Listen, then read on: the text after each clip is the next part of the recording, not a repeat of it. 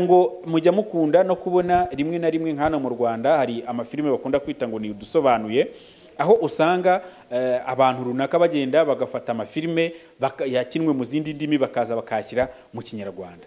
Bari abantu ibyo bakora ni amakosa igihe cyose ba nyiri ziriya filime batabahaye uburenganzira bwo kuba bazihindura cyangwa se bajya kuzisobanura mu zindi ndimi. Icyo gihe kubera ko hari ikintu baba bagiye guhindura ku gihangano cy'abandi cyangwa se kugihuza naho bari, ibyo byose baba bazi yuko ari amakosa. Byagenda kose ntabwo ukwiye gufata igitabo utanditse ngo ube wakumva yuko ufite uburenganzira bwo kugenda ngo ujye kugihindura mu rurimi ushaka, ahubwo igikenewe nuko uba ugomba kubaza nyiri igihangano, ni ukuvuga ngo koze imashini, umuntu wanditse igitabo cyangwa se umuntu wanditse indirimbo, hari uburenganzira aba afite kuri iyo mirimo aba yakoze. Niyo mpamvu akenshi tuba tudashobora kuba twakoresha uko twishakiye ibyo bihangano byabo. Igihe rero cyose tuguze mwene ibyo bihangano, tuba tugomba kwibuka yuko hari uburenganzira nyirabyo aba agomba kuba abufiteho, afite kuri ibyo bihangano. Ari nayo mpamvu mu mafaranga burya twishyura haba hakubiyemo n'amafaranga ya ba nyiri ibihangano. Ibyo rero bikaba bifasha mu gutuma abantu bakomeza kugira ishyaka ryo gukora ibintu byiza ndetse no guhanga ibishya. Mu ngerero zitandukanye dushobora kuba twababwira, haba harimo nk'ibigendanye n'amashusho. Hari ubwo mujya mubona nka video y'indirimbo y'umuhanzi runaka, hari amakuru mushobora kureba kuri za televiziyo no ku maradiyo n'ibindi, hari amashusho agenda, hari za formule, hari amazina y'ahantu hacururizwa ibintu bimwe na bimwe, hari amarogo atandukanye mujya mubona, hari amajwi, hari amazina y'ibicuruzwa cyangwa se imbyino runaka zijya zikunda kuba twabona iyo tugiye ku mashini ya YouTube cyangwa se no mu bundi buryo butandukanye. Ngira ngo twese ibyo ngibyo rero twagira ngo tubamenyeshe yuko ni bimwe mu birindwa, ni bimwe mu bihangano biba birinzwe kubera ko biba byaturutse mu bwenge bw'abantu. Muri make rero umutungo w'ubwenge ni umutungo ukomoka ku bihangano bya muntu hakoreshejwe ubwenge. Hari rero ibice bitandukanye tuba dushobora kuvuga bigendanye n'umutungo w'iby'ubwenge cyangwa se ibihangano biturutse ku bwenge bwa muntu. Muri byo twavuga icyo twakwita nka copyright. Wenda urugero twatanga ku cyitwa copyright ni nk'ibitabo, indirimbo n'ibindi. Hakaba n'izindi n'ubundi burenganzira buba bushamikiye kuri izo copyright. Ni urugero wenda ashobora kuba niba ari nk'umuhanzi wakoze indirimbo, ashobora nawe kuza kuba yaha umuntu uburenganzira bwo kuba yayikorera amashusho. Ibyo byose ubu ngubu wakoze amashusho nawe hari uburenganzira butandukanye aba afite. Ikindi cya kabiri, icya gatatu ni ipatante. Hari ibyo twita ipatante.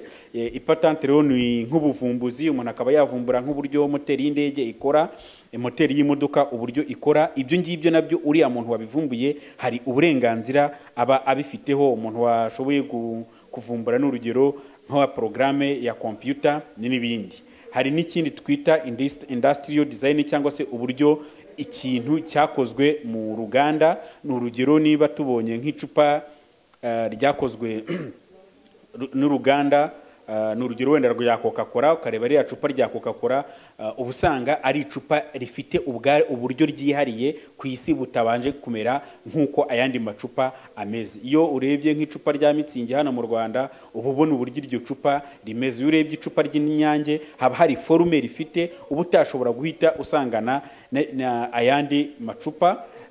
Telefone za Samsung uburyo zikoze zifite design itandukanye n'uburyo telefone za iPhone cyangwa se iz'ubundi bwoko ziba zigiye zikoze. Hari n'ikindi twita trademarks. Trademarks ni cyane wenda twavuga ko ari nk'amazina, twatanga ingero z'amazina y'ubucuruzi, ibishushanyo biranga ubucuruzi n'ibindi bintu bitandukanye. Wenda tukaba twanashyiramo wenda n'amazina y'ahantu rimwe na rimwe mukunda kumva tuvuga wenda ngo nko kwa Nyirangarama.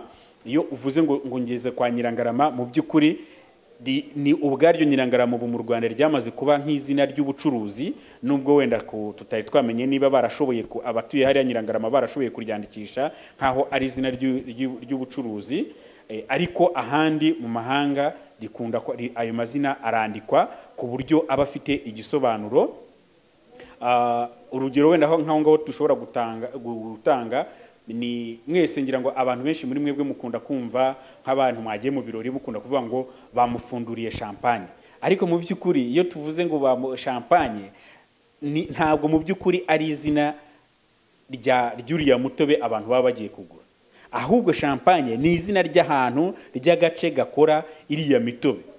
Icyo gihe rero abantu benshi, ariko kubera ko ari izina ryamamaye kuri icyo kintu cyo gukora za vin, icyo gihe abantu bo bahita banabyitirira aho hantu. Murumva rero agaciro izina rifite. Urumva ngo abanyarwanda benshi bazi iki kintu cyitwa champagne, ariko mu by'ukuri nta numwe urahagera, ariko buri wese avuga ngo champagne champagne champagne. Wenda ubwo n'abatari babizi yuko iriya mitobe cyangwa se ziriya vin tugura ntabwo ubundi zitwa champagne, ahubwo zikorerwa mu gace kitwa Champagne.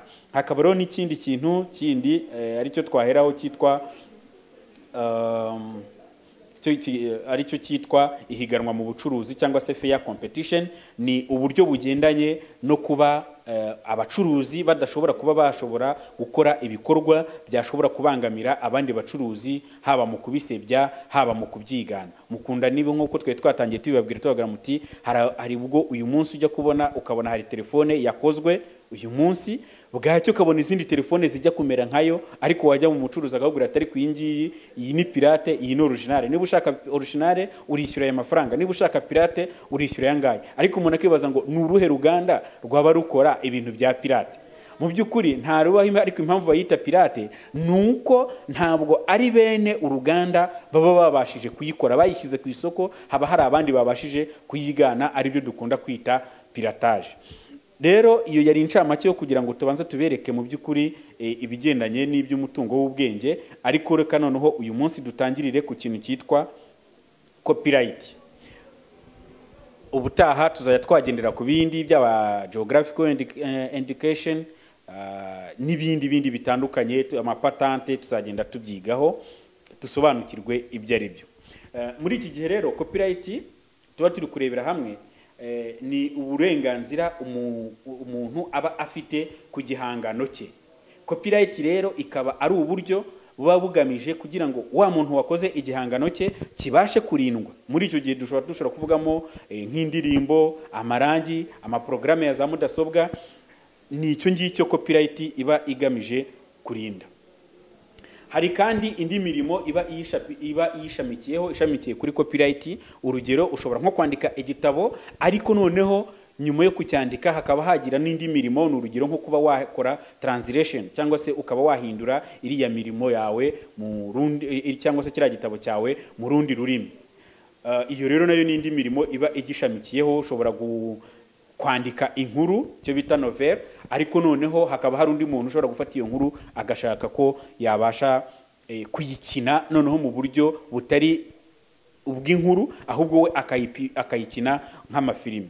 Rero copyright ikaba iha uburenganzira nyiri igihangano cyo kugikoresha uko ashaka, ariko bikaba bigomba kumvikana neza yuko ubwo burenganzira bwe ntago buba bugomba guhungabanya abandi. Ni urugero, umuntu niba afite imodoka ntabwo akwiye kwitwara mu muhanda ku buryo ashobora kugenda abangamira abandi mu muhanda. Hari inzira biba bigomba gucamo, ariko igitekerezo rusange buri wese akwiye kumva nuko copyright ari yo kurinda nyiri igihangano kugira ngo agikoreshe mu buryo bwose ashaka, kandi akaba yagira abo abuza kugikoresha mu gihe cyose atabitangiye uburenganzira. Mu burenganzira rero nyiri igihangano aba afite haba harimo uburenganzira bushingiye ku bukungu, aricyo twakwita economic rights. Izo economic rights rero ni inyungu ziba zituma wa muhanzi cyangwa se nyiri igihangano ashobora kugikuramo amafaranga.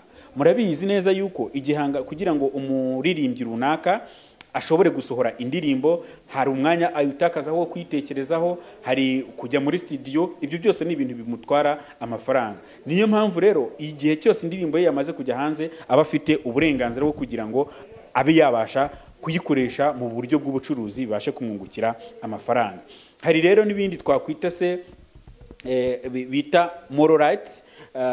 Izi moral rights rero ni uburenganzira nyiri igihangano aba afite ariko bugamije kurinda isano afitanye na kiriya gihangano. Ushobora kuba wahimbye indirimbo ariko noneho iyo ndirimbo yawe ukaba wanayitangaho uburenganzira yuko igurishwa kandi ikaba yagenda igakinwa ahantu hose hatandukanye. Ariko mu by'ukuri iyo tugiye kuvuga kuri moral right, ni byiza yuko baba bagiye kuyikina nibagaragaza yuko ari wowe wayihimbye. Icyo gihe nawe birushaho gutuma ugenda umenyekana. Kandi nanone ushobora no kuba wavuze uti ngewe ni indirimbo yanjye ntabwo yemerewe. N'urugero niba ari indirimbo, reka dufate urugero, niba ari indirimbo y'umurokore akaba yavuga ati ngewe indirimbo yanjye sinshaka ko izacurangwa mu kabari, birashoboka. N'urugero twatangaga. Kimwe n'ukundi nawe washobora kuvuga ati ariko indirimbo yanjye sinkenewe yuko izajya gukinwa muri night club n'ibindi. Copyright nanone rero ikaba yibanda ku kintu kigendanye n'imbyino aricyo twakwita right of performance, ndetse hakaba harimo no kuba wabyatambuka mu bitangazamakuru, ndetse no kuba ibintu bishobora kuba byagaragarizwa rubanda. Ibyo byose nyiri kubikora abashobora kubibyaza umusaruro cyangwa se kuba yagira inyungu abikuraho. Niba abantu bagiye hariya muri konseri bakabyina, bariya hari umuntu uri gufata ariya mashusho, dukwiye gusobanukirwa yuko ayo mashusho bari gufata ba nyirayo bakwiye kuba bagomba gutanga uburenganzira bw'uburyo uzakoreshwa. Rimwe na rimwe hari ubwo tujya twicara gutya ugasanga nk'umuntu afunguye iduka, yamara gufungura iduka akaba yashyiraho nk'ifoto y'umwana w'umuturanyi we, n'urugero ari kurya nka biswi, akabishyiraho kugira ngo akunde kwamamaza. Mu gihe cyose rero nyiri uriya mwana atigeze aguhereza uburenganzira, cyangwa se umuntu wafotoye ifoto atagwaye uburenganzira bwo kuba wayikoresha, icyo gihe ujye uba witeguye yuko uba ushobora kuba wahura n'ibihano bitandukanye nk'uko tuzagenda tubireba mu biganiro bikurikiraho. Hari rero kandi n'ubundi burenganzira bwo gukwirakwiza icyo twakwita distribution. Ubwo ngubwo bukaba ari uburenganzira ariko bugarukira kwigurisha rya mbere. N'urugero, niba ukoze de video, niba uri umuhanzi ukaba ukoze indirimbo, cyangwa se ukaba uri umuntu runaka ukaba hari ikiganiro utanze ariko wumva wifuza ko icyo kiganiro cyawe kigomba kuzakubyarira amafaranga, icyo umaze kukigurisha uburenganzira wari ufite uba ubwikuyeho. Iyo umaze kubwikuraho rero kuri iryo gurisha rya mbere, nta biba bivuze ngo uwo wagurishijeho ubwo burenganzira aba afite uburenganzira bwo kuba nawe yakoresha icyo gihangano cyawe mu buryo no mu nzira mwamaze kumvikanaho. Hari rero amategeko amwe yemera ko muri ubwo burenganzira umuhanzi aba ashobora gutanga cyangwa nyiri igihangano aba ashobora gutanga buba bushobora kugarukira mu mbibi runaka. Ugasanga wenda n'urugero, niba ari nk'umuhanzi agurishije indirimbo ze runaka ariko akavuga ngo izi ndirimbo zigomba gucurangwa mu Rwanda gusa, nta handi zishobora kuba zacurangwa. Icyo gihe rero hagize nk'umurundi, umunya-Uganda cyangwa umunya-Tanzania wagurisha wagaragara arimo ari gucuranga izo ndirimbo kandi nyiri igihangano we yatanze uburenganzira bwo zicurangwa mu Rwanda, icyo gihe abashobora gukurikiranwa n'amategeko. Mujya munayibona no ku ndirimbo zimwe na zimwe yuko hari nk'igihe ujya nko kuri YouTube, wajya nko kuri downloadinga video runaka bakakubwira ngo mu gace urimo ntago wemerewe kuba wa downloading. Ibyo biba byaturutse kuri nyiri igihangano. Icyakora nanone hari amategeko, hari ibyo yemera bitandukanye. Umuntu aba ashobora kuba yakoresha umutungo cyangwa se igihangano cy'abandi ariko atabanje kubibonera uburenganzira. Muri byo ahangaho biba bijyana no kuba twavuga cyane cyane, wenda reka tuvuge nko kuba ushobora kuba wagura igitabo, wamara kugura igitabo ariko ukavuga ati ahari ikinguze gishobora kwangirika, reka ngikorere fotokopi mbike imwe, nindamuka imwe yangiritse nzakomeze kuba mfite yindi. Ibyo ngibyo nta kibazo kiba gihari. Nko mu Rwanda ho hari impamvu nyinshi ziba zitandukanye zishobora gutuma igihangano cy'umuntu gishobora gukoreshwa, cyane cyane nko mu buryo bwo kwigisha muri education cyangwa se mu buryo bw'itangazamakuru. Igihangano cyawe kikaba cyakoreshwa ariko ukaba udashobora kuba wabasha kukishyuza, ariko ibyo ngibyo tuzarushaho kugenda tubireba. Mu by'ukuri rero nk'uko twari tumaze kubivuga, hariho n'ubundi burenganzira buba bugendanye n'uburyo umuntu niba yabyinnye nko mu ruhame indirimbo habaye konseri abantu baraza bakayirikodinga, niba bamaze kurikodinga iriya konseri hari abantu bahita bihuta bakajya kuyishyira ku masheni yabo ya za YouTube cyangwa se ahandi, bo bagatangira kugira gute kubibyaza inyungu. Biriya ni amakosa, ntago biba byemewe. Ni kimwe nuko ni nka kwa kundi ujya kubona ugasanga nk'umunyamakuru yafashe inkuru runaka yatangajwe n'ikindi kinyamakuru akagenda akajya nabo kuyitangaza ku kinyamakuru cye, kandi nta burenganzira yigeze abihererwa na kiriya kinyamakuru cyari cyayitambukije mbere. Icyo gihe rero biba bivuze ko uriya munyamakuru nawe aba ashobora kuba yakurikiranwa kugira ngo buriya burenganzira nyiri kutangaza iriya nkuru cyangwa se nyiri gukora iriya konseri ayifiteho abashe kuba yakomeza kubugumana. Ibyo rero n'ubundi nabyo bigendana n'abiriya by'itangazamakuru nk'uko twavuze. Murabizi ko ibigendanye n'itangazamakuru tuba tubasha kuvuga buno buryo bwose, haba gukoresha amaradiyo, amateleviziyo, ibyogajuru, inzira izo arizo zose ziba zishobora gukoreshwa mu gutangaza amakuru.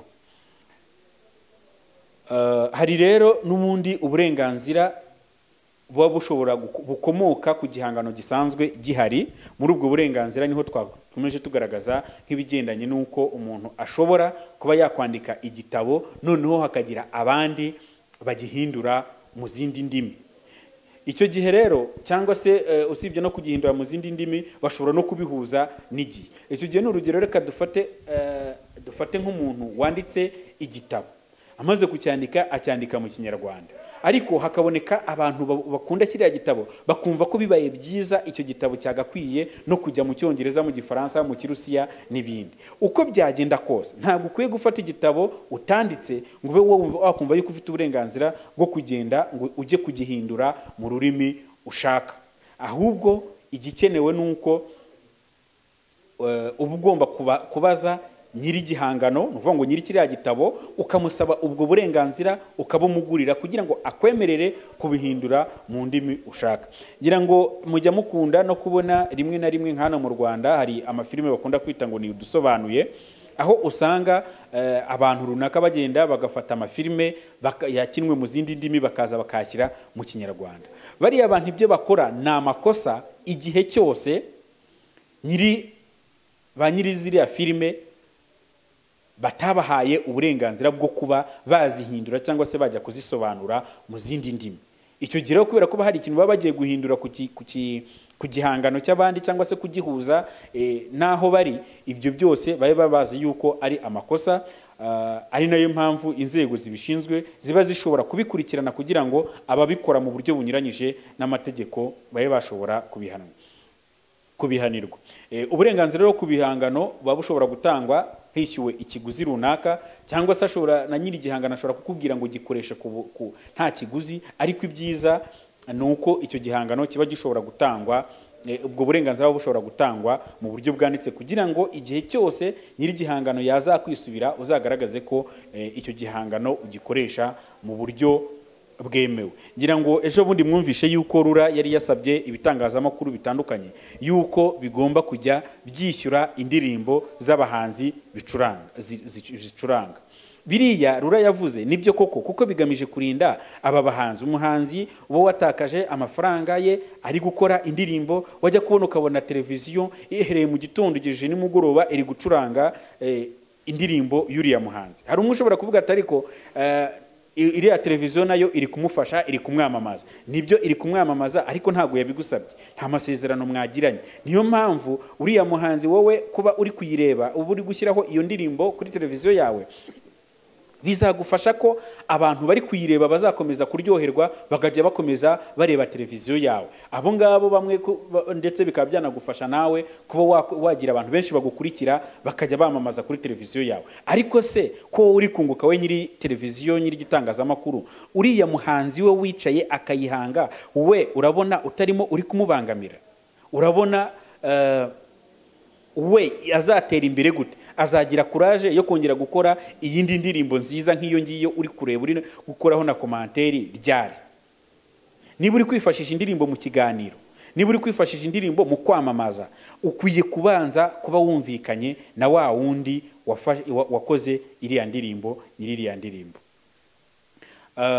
Hanyuma ikindi twashobora kuvuga twari twavuze ku kintu cyitwa moral right cyangwa se buriya burenganzira buba bugaragaza isano umuntu afitanye n'igihangano. Ubwo ngubwo bwo tukaba tugaragaza yuko ni uburenganzira butajya bugurishwa. Ushobora kugurisha economic rights cyangwa se ziriya buriya burenganzira bushingiye ku bukungu ku gihangano cyawe, ariko uburenganzira bw'ukuri nyiri igihangano by'isano ufitanye n'igihangano ntabwo bujya bugurishwa. Niyo mpamvu niyo n'abandi bajya basubiramo indirimbo z'abandi, iyo bagiye kuzisubiramo baba bagomba kubanza kugaragaza yuko izo ndirimbo ari iz'abandi, ni za kanaka, tugiye gusubiramo, tugiye kuririmba indirimbo ya kanaka. Ariko icyo gihe nabyo twagakwiye gusobanukirwa neza yuko tuba tugomba kuba twabanje kumusaba uburenganzira. Reka noneho turebe uburyo umuntu ashobora kubona uburenganzira ku gihangano cyangwa se icyo twakwita copyright. Niba uramutse wahimbye indirimbo cyangwa se wakoze igishushanyo runaka, dukwiye uburenganzira ubasha kubumenya ni ryari wowe muhanzi cyangwa se nyiri igihangano wavuga ko ufite uburenganzira ku gihangano cyawe. Mu abanyamategeko wenda baraza kubyumva cyane mu bihugu bikoresha system y'amategeko yitwa common law. Bo igihangano kirindwa iyo cyamaze kuba recorded cyangwa se written. Nuvuga ngo cyashoboye kuba bakirikodinze cyangwa se bashoboye kuba bacyandika. Nuvuga ngo ntago ushobora kwicara ngo uvuge ngo iyi ndirimbo ni yawe kandi utigeze uyandika cyangwa se utigeze uyaregistra cyangwa se uyirikodinga mu buryo bugaragara. Mu gihe nyamara mu bihugu bikoresha icyo bita civil law system, abo ngabo bo upfa kugaragaza yuko igihangano ari icyawe gusa biba birangiye. N'urugero, ushobora guhimba indirimbo ntujye kuyandikisha, ariko wenda hakaba hari abaturage cyangwa se abantu batandukanye bavuga bati iyi ndirimbo mu mwaka runaka Elize yarayiririmbye, niwe wayiririmbaga twese turabizi, dore uyu nguyu yari kuririmba muri 2020 ntabwo ari. Icyo gihe mu bihugu bikoresha common muri civil law system, abo ngabo baba bashobora ubwo buryo babushobokaho. Ariko murumva ko muri common system, common law system ho biba bisaba yuko uba ugomba kugaragaza ikimenyetso gifatika cy'uko wayanditse cyangwa se ukaba warashoboye kurikodinga. Ariko nanone hari ibihugu bimwe na bimwe biba bisaba yuko uba ugomba kwandikisha igihangano cyawe. Ngira ngo murabizi ko no mu Rwanda naho niko bimeze. Kugira ngo igihangano uvuge ko ari icyawe uba ugomba kujya kucyandikisha. Hari urwego rubishinzwe rubarizwa muri RDB, niho bajya babyandikisha. Hanyuma rero ariko ibi bintu bigendanye rero n'umutungo w'iby'ubwenge cyangwa se intellectual property, hari umuryango witwa WIPO, umuryango mpuzamahanga, niwo ubumbiyemo ibihugu mu by'ukuri bigamije kubungabunga no kurinda uyu mutungo w'iby'ubwenge. Muri bihugu rero binyamuryango by'uwo muryango wa WIPO byasinye ku masezerano ya Berne Convention, abo ngabo ntabwo biba ari ngombwa kwirirwa bandikisha igihangano. Upfa gusa wowe kugaragaza yuko icyo gihangano ari icyawe, icyo gihe ubuhise wowe nyiri igihangano ubuhise ugira uburenganzira. Ariko abahanzi wenda baba badukurikiye n'abandi bantu bakora imirimo itandukanye yigendanye n'ibingibi by'umutungo w'iby'ubwenge, inama nziza twabagira nuko muba mugomba kubyandikisha mu nzego zibikwiriye. Reka noneho turebere hamwe uburyo hashobora kubaho ihererekanya rya buriya burenganzira umuntu aba afite ku gihangano cyangwa se transfer of copyright. Nkuko twari twamaze kubibabwira yuko igihangano gitakazwaho amafaranga menshi ndetse n'ubumenyi kugira ngo gikorwe, kibe cyakwirakwizwa distribution cyangwa se kibe cyamenyekanishwa ushaka gukora publicity. Niyo mpamvu rero nyiri igihangano hari uburenganzira bumwe na bumwe abashobora gutanga kugira ngo ashoborewe nawe kugaruza ariya mafaranga yatakaje arimo ari kugikoreshaho, noneho akaba yabasha nawe kunguka.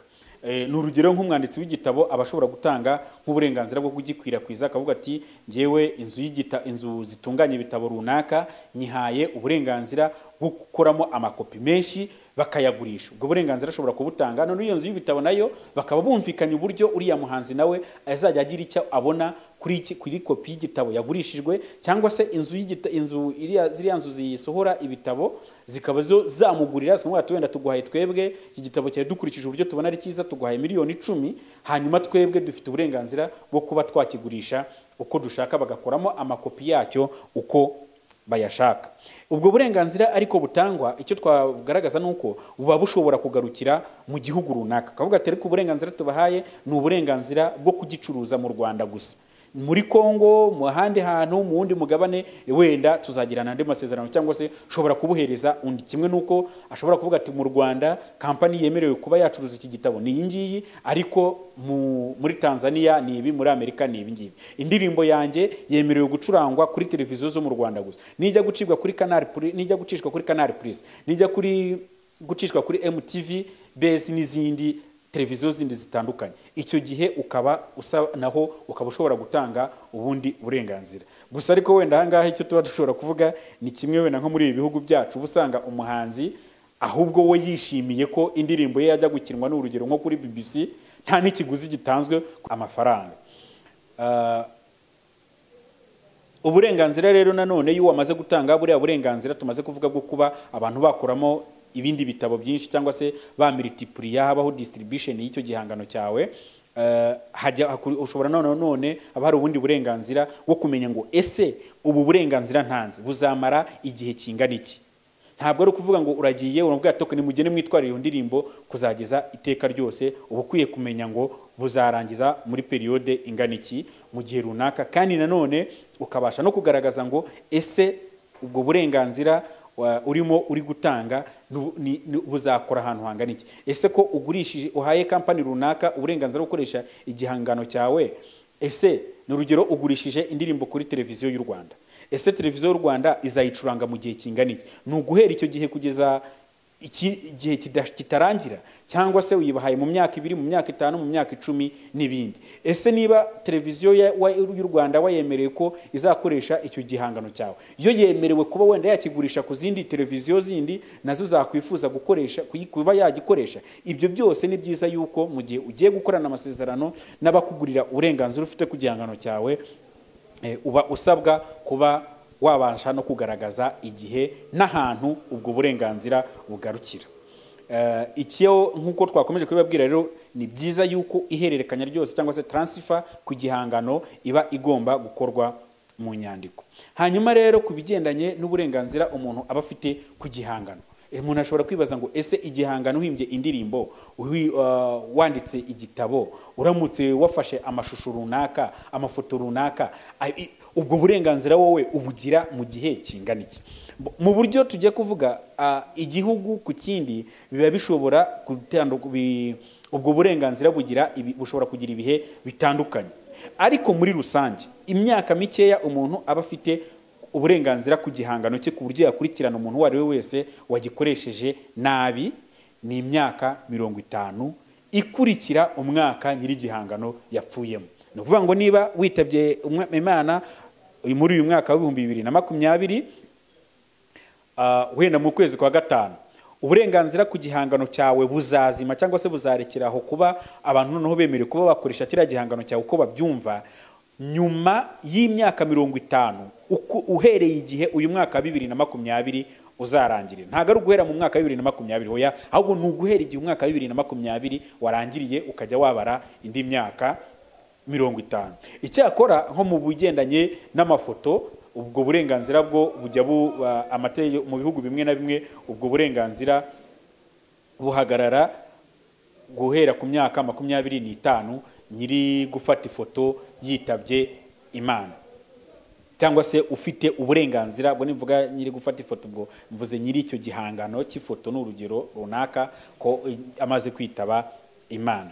Hanyuma rero nkuko twari tumaze kubireba, nanone hari uburyo ngo twakomeje kubivuga, hari uburyo ubushobora gukoresha igihangano cy'abandi ariko mu by'ukuri icyo gihangano utacyishyuye.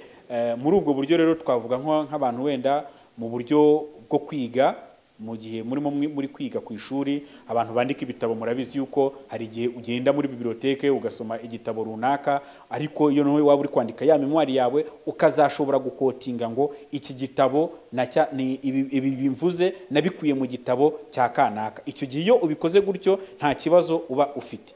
Ariko noneho iyo uramutse ubifashe ibitekerezo biri muri cya gitabo ukabihindura ibitekerezo byawe bwite ntugaragaze inkomoko yabyo, ntabwo icyo gihe uba ukemerewe kuba wakoresha ubwo burenganzira nkaho nta kiguzi ugomba kubitangira. Mu gihe nyiri kitabo yagukurikirana wabasha kubihanirwa kandi bikomeye cyane.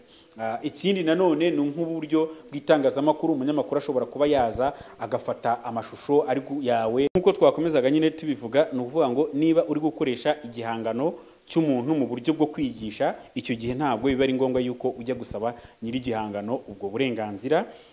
Mu gihe uri kujya kubikoresha mu buryo bw'ubushakashatsi cyangwa se uri kubikoresha mu buryo bw'itangazamakuru, nabwo icyo gihe ntabwo uba ugomba kujya kubisabira uburenganzira. Ngira ngo ni nabyo bimwe na rimwe ujya usanga abanyamakuru bajya bahura n'ingorane zimwe zitandukanye mu kazi kabo, ugasanga wenda niba uri gufata nk'amashusho y'ibintu biri kubera ahantu, ugasanga umuntu ari kukubwira ngo ntabwo iyo nkuru, ntabwo nshaka kunjya mu mashusho yawe, kandi mu by'ukuri wowe ikiri gukora uri gutangaza inkuru, ntabwo uri gutangaza amashusho y'uwo muntu. Nubwo muri iyo nkuru yawe hari buze kuzamo ari amashusho y'uriya muntu, ariko wowe akazi wari ufite cyangwa se cyo umunyamakuru aba ari gukora nuko we aba ari gutangaza inkuru. Ubwo rero abantu mwajyaga mubyitwaza mumenye yuko ntabwo icyo gihe uba ubifiteho uburenganzira, keretse ahubwo aje ukabona ko ari wowe gusa ari gushaka akajya kugutambutsaho nk'inkuru. Ariko niba urugero uri mu muhanda, umunyamakuru akaba ari kwifatira amashusho y'uko inzu wenda runaka iri gushya, ntabwo icyo gihe uzajya kumurega ngo mfite uburenganzira kuri iriya shusho. Cyambere se we warifashe, ariko kandi nta nubwo ari wowe papasi yari afite, ntabwo ari wowe yaragambiriye, ahubwo we yaragambiriye kugaragaza ko inzu runaka irimo iri gushya. Hanyuma rero nyuma yuko tumaze kugaragaza ubu burenganzira butandukanye nyiri gihangano aba afite, turagira ngo turebe ese iyo byabaye ngombwa yuko buriya burenganzira buhungabamo bigenda gute. Cyo tugiye kureba ni cyo twakwita enforcement rights zo kuri copyright. Hari uburyo rero butandukanye bwagiye buteganywa n'amategeko na hano mu Rwanda turabifite, ariko tuzajya tugenda tubigarukaho tubabwira mu Rwanda ese ho ibihano byabo bimeze gute, ariko tugiye kubanza kubivugaho mu buryo buri rusange. Icyambere nuko hariho uburyo bwo kuba babuza ibihangano runaka yuko bikomeza kujya muri circulation. Ababishinzwe bagafata wa mutungo cyangwa cya gihangano runaka bakabuza yuko kijya muri circulation. Ni nkacyo twakwita conservatory cyangwa se provisional measures.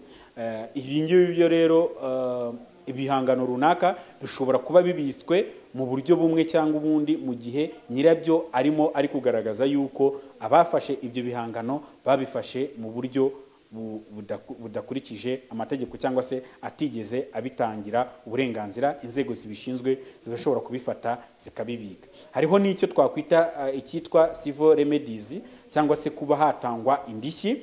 Muri icyo gihe rero izi ndishyi akenshi ziba ari amafaranga. Niba wakoresheje igihangano cy'undi muntu ataguhaye uburenganzira, ikindi ntambwe ishobora guterwa kuri wowe wagikoresheje nuko ushobora gucibwa amafaranga. Icyo gihe rero iyo ucijijwe amafaranga banafata n'ubundi na bya bihangano wari wakoze nabyo bakaba babifata bakabisenyagura kugira ngo utazakomeza kubyifashisha. Ni urugero ufashe, reka dufate nk'ikigo cy'itumanaho runaka gifashe ifoto yawe kirayikoresheje mu buryo bwa publicité, barinda bari kwamamaza internet cyangwa yindi product bo bari gushyira ku isoko. Noneho niba bamaze gufata iyo kandi ntago bagakoresha iyo foto yawe kandi mu by'ukuri batigeze babigusabira uburenganzira ko bari buzakoreshe iyo foto yawe, icyo gihe ikiba gishoboka rero baba bashobora icyambere guca cya kigo cy'itumanaho ari amafaranga runaka, noneho ariko bakanagistegeka yuko biriya byapa byose bari bashyizeho amafoto yawe bisenywa bigakurwaho. Icyo rero nicyo twabashaga kugaragaza kandi tunerekana yuko ibyo ngibyo n'ubundi ni inkiko ziba zibasha kubigena ngo haratangwa amafaranga angana gute, inkiko biri mu bubasha bw'inkiko kugena amafaranga uko angana. Hanyuma ibindi bihano biba bishobora gukurikizwaho ni ibihano byo kuba wafungwa. Amategeko atandukanye ateganya ibihano bishobora guhabwa umuntu wiganye ibihangano by'abandi cyangwa se wabipirasi cyangwa se wabikoresheje mu buryo butakurikije amategeko. Hari ibihano bitandukanye birimo no gufungwa ndetse n'ihazabu biba bishobora gutangwa.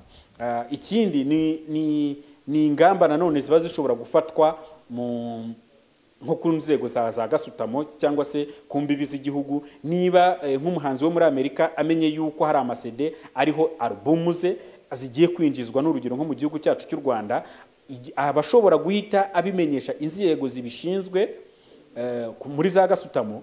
Kontineri yose irimo izo CD ikaba yafatwa ntiyemererwe kwinjira mu Rwanda igihe cyose ari kubasha kugaragaza ikimenyetso cy'uko biriya bihangano ari ibye kandi bikaba bigiye kwinjizwa mu gihugu mu buryo budakurikije amategeko. Icyo gihe rero ni naho twakomeje kubabwira ngo igihe utanze uburenganzira ku gihangano cyawe uba ugomba kubikora mu buryo bwanditse, kuko n'urugero niba warahaye kampani runaka gucuruza ibihangano, biba ari byiza yuko mu gihe wenda ukababwira uti ibi bihangano byanjye bizacuruzwa mu Burayi gusa, niba hari ugiye kubizana muri Afurika ukabimenya kandi ukaba uri gushaka kubitambamira, uba ugomba kugaraba wanagaragaza nk'ayo masezerano wagiranye n'uwo wagurisha igihangano, ukabona yuko noneho bigiye kwinjizwa muri Afurika mu buryo bwa fraud. Icyo gihe rero iyo bitanze ntabwo inzego zibishinzwe zemera yuko byinjiza muri icyo gihugu.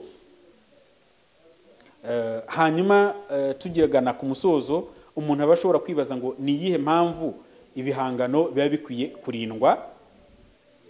Ese igihugu cyabasha kubyungukiramo iki mu gihe ibihangano by'abahanzi b'u Rwanda, reka dufate urugero nk'u Rwanda, ni iki rwakungukira mu kuba ibihangano by'abahanzi bo mu Rwanda byarindwa ntibikoreshwe uko byiboneye? Ese nyiri igihangano we ni izihe nyungu yabasha kugira mu gihe ibihangano bye byabashijwe kurinda? Ese niba wa mugani rura iri kuvuga ngo amaradiyo amateleviziyo ari gukoresha indirimbo z'abahanzi bo mu Rwanda nizibanze zigirana amasezerano n'abahanzi zibishyura, ese ni iyihe nyungu umuhanzi we azagira? Iwo ni umukoro nanjye nabasigira kugira ngo namwe murusheho kubitekereza. Ariko nanone nkomeza kubereka yuko muri ibi bintu bigenda n'umutungo w'ubwenge ni byiza cyane yuko byibandwaho, kuko niba uramutse ugiye kugura telefone bakaba bakugurisha telefone y'ibihumbi 500 ukayigura uzi ko ari original, nyamara hari abandi bantu bagiye bakayipirata bakaza bakayikugurisha 500 kandi itari muri za kondisiyo nziza. Murumva yuko nawe muguzi hari icyo uba ubashije guhomba. Ikindi nuko mu gihe cyose igihangano cy'undi muntu uri kugikoresha, wagakwiye no gutekereza nawe ku mbaraga aba yagishyizeho kugira ngo n'ubutaha azabashe kugira imbaraga zo kugira ibindi akora. Mu gusoza rero ndagira ngo mbamenyeshe yuko iki cyari igice cya mbere. Ubutaha tuzavugana ku bindi bigendanye n'amategeko hano mu Rwanda, tugaragaze tusobanurire no kubigendanye na biriya twari twavuze by'ipatanti, kuri biriya bya trademarks, amazina y'ubucuruzi, turebe n'urugero umuntu aramutse akoze uruganda rukora kanta rukora iriya miti basiga mu musatsi hindura imisatsi umukara akayita kanta, undi nawe akoza nawe agakora imiti nk'iriya ariko wenda we akayita santa, umwe yayise kanta undi yise santa. Ese ibyo ngibyo hari icyo byaba bivuze mu rwego rw'amategeko cyangwa se muri ibi ngibi by'umutungo w'iby'ubwenge ndetse n'ibindi bitandukanye tuzagenda tuvugaho. Ese kuba wakufata umwambaro w'ikipe ya Rayon Sport ukagenda wowe ukabyandika ukabyandikiraho ukajya uwambara, na Rayon Sport yashyize nayo imyenda yayo ku isoko nayo iri kuyicuruza, nawe ugashyiramo iyawe wakoze, ese aho ngaho urumva nta kibazo cy'amategeko cyaba kirimo? Ibyo byose nibyo tuzaganiraho tugenda tunareba n'iki tegeko rya intellectual property rivuga mu Rwanda. Murakoze.